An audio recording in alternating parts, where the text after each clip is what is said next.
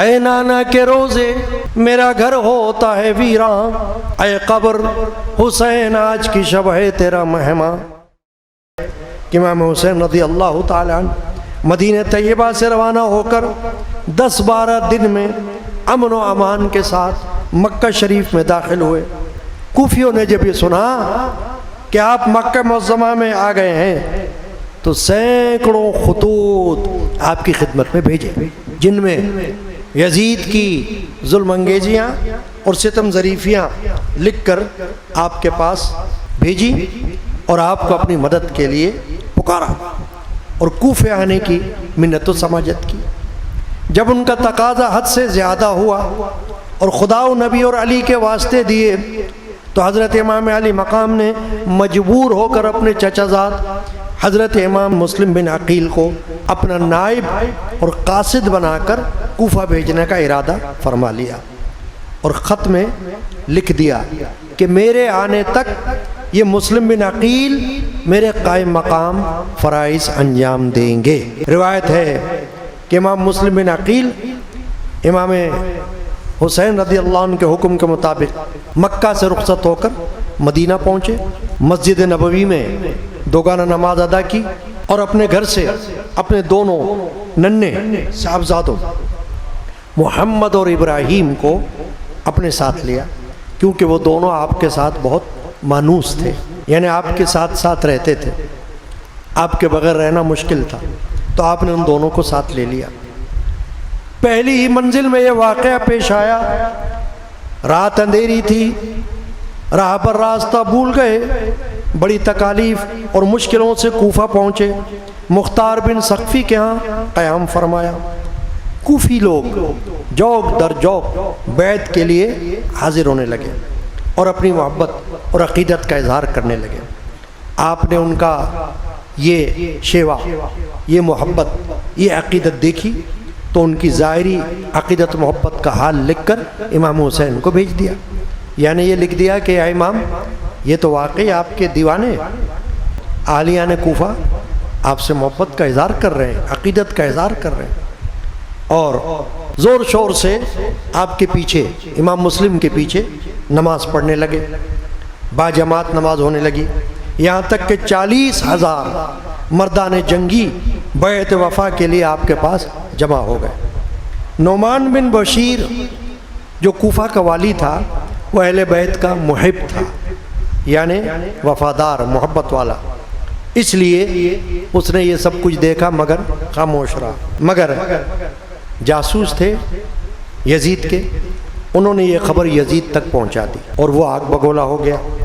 فوراً عبید اللہ ابن زیاد کو، جو بے رحم، خبیث، سنگ دل دشمن اہل بیت تھا، اس کو عامل کوفہ مقرر کر کے روانہ کر دیا، یعنی نعمان بن بشیر کی جگہ عبید اللہ ابن زیاد کو روانہ کر دیا۔ اس نے مکر و فریب کے ساتھ امام حسین کی صورت بنائی، یعنی رنگ و روپ، لباس، حلیہ ایسا بنایا کہ لوگ سمجھیں کہ امام حسین آ گئے۔ مکی مدنی لباس پہن کر مکے کے راستے سے کوفہ میں داخل ہوا تاکہ لوگ اسے امام حسین سمجھ کر اس کے گرد جمع ہو جائیں۔ الغرض ہر حیلے اور بہانے، دنیا کی تمام لالچ سے اس نے لوگوں کو امام مسلم سے پھیر لیا اور ان کو قتل کرنے اور ان کے گھروں کو جلانے کی دھمکی دی۔ اس افراتفری میں امام مسلم ہانی بن عروہ جو صحابی رسول تھے ان کے گھر مہمان ہوئے، انہوں نے بڑی خاطر مدارت کی، لیکن وہاں سے بھی آپ کو ابن زیاد کے سپاہیوں نے نکلوا دیا اور ہانی بن عروہ صحابی رسول کو ابن زیاد نے بلوا کر 1000 کوڑے لگوائے اور بہت ظلم و جفا کے ساتھ ان کو شہید کر دیا۔ روایت ہے کہ امام مسلم اپنے دونوں ننھے شہزادوں کو قاضی بن شریح کے پاس بھجوا کر خود جام شہادت پینے کے لیے آمادہ ہو گئے۔ اسی دوران توعا نامی ایک ضعیفہ بڑھیا تھی، اس کے گھر آپ کا قیام ہوا، جو بہت خاطر مدارات سے پیش آئی، مگر اس کا بیٹا تھا، اس نے ابن زیاد کو لالچ میں، انعام کے لالچ میں اطلاع کر دی۔ 10,000 درہم کے لالچ میں آ کر اپنا ایمان اس نے برباد کیا.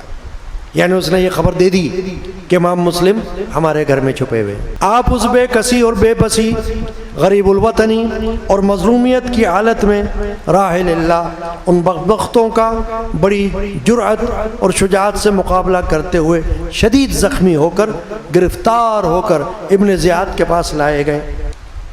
روایت ہے کہ آپ نے ضروری وصیتوں کے بعد بوقت شہادت دارالعمارت کے اوپر سیڑھیوں پر ہر ایک زینے پر کمال عشق و محبت میں درود شریف کا ورد کیا، اور جب اوپر پہنچے تو قرآن شریف کی آیت شریفہ پڑھی، ربنا افتح بیننا و بین قومنا بالحق وانت خیر الفاتحین.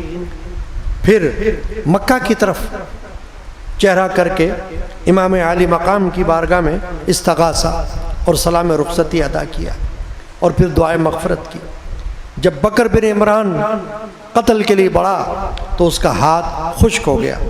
جب دوسرا قاتل آگے بڑھا تو دیکھا کہ جناب رسول خدا صلی اللہ علیہ وسلم مسلم بن عقیل کے ساتھ کھڑے ہوئے ہیں. یہ دیکھ کر اس کا کلیجہ پھٹ گیا اور وہ مر گیا. پھر ایک سنگ دل شامی نے حضرت امام مسلم بن عقیل کو شہید کر دیا. ان للہ و انا الیہ راجعون. رسول پاک پہ بھیجائے خدا درود و سلام، علی و فاطمہ حسن و حسین پر بھی مدام.